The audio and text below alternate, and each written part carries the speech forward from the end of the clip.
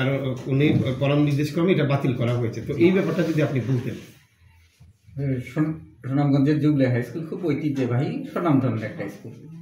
এই স্কুলের যে অনুষ্ঠানের কথা বলা হচ্ছে, এই অনুষ্ঠানের পূর্বেও আমার সাথে কোনো ধরনের আলোচনা করা হয় নাই, যে সময় অনুষ্ঠানটা সেট করা হয় এবং যে অনুষ্ঠানটা বাতিলের কথা বলা হচ্ছে, বাতিলের সময় আমার সাথে কোনো ধরনের আলোচনা করা হয় নাই। তবে জেলা প্রশাসক হিসাবে এবং আমি ছাত্রের বাবা হিসেবে আমি বলতে পারি যে এই অনুষ্ঠানটা স্থগিত করা অনুচিত হয়েছে। এই অনুষ্ঠানটা স্থগিত করা, বাচ্চাদের সাথে অনুষ্ঠানটা চালানো উচিত ছিল। সভাপতি হিসেবে কি আপনি জানতে চাইবেন যে এটি কেন বাতিল করা হলো, বা আপনি চেয়েছেন কিনা যে অনুষ্ঠানটা কেন বাতিল করা হলো? আমি 2003 সালের একটা প্রজ্ঞাপন মূলে সরকারি স্কুলের জেলা প্রশাসন সাধারণত সভাপতি থাকেন। তো এটা কমন কার্টেসি যে হেডমাস্টার সাহেব জেলা প্রশাসক কিংবা তার সভাপতির সাথে কথা বলে অনুষ্ঠানের আয়োজন করবে। এই ক্ষেত্রে এটার ব্যত্যয় ঘটেছে।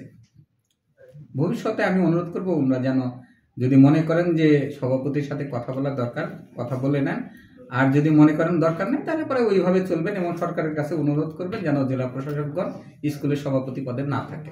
স্যার একটা প্রশ্ন স্যার, যেহেতু ফেসবুকে আসছে যে আপনি সভাপতি না হওয়ার কারণে তো প্রশ্ন বাতিল করছে, এটা কি স্যার শিক্ষকরা আপনাকে এই বিষয়ে কোনো কারণ যে এই বক্তব্য তারা দিয়েছে কিনা বা এই ধরনের কোনো বক্তব্য স্যার আপনি জানতে পেরেছেন কিনা তাদের কাছ থেকে? না, শিক্ষকদের সাথে তো আমার কথা হয় নাই, তবে হেডমাস্টার সাহেব আজকে সকালবেলা আমাকে জানিয়েছে অনুষ্ঠানটা স্থগিত করা হয়েছে, আজকেই অনুষ্ঠান ছিল। তো এই বিষয়ে আমার কোনো কিছু করার ছিল না, কারণ উনি অলরেডি ডিসিশন নিয়েই এসেছেন, নোটিশও দিয়ে দিয়েছেন। এইটার কথা আমি আজকে কিছুক্ষণ আগে জানতে পারলাম যে উনি সামাজিক যোগাযোগ মাধ্যমে নোটিশ দিয়েছেন। ওকে, ধন্যবাদ।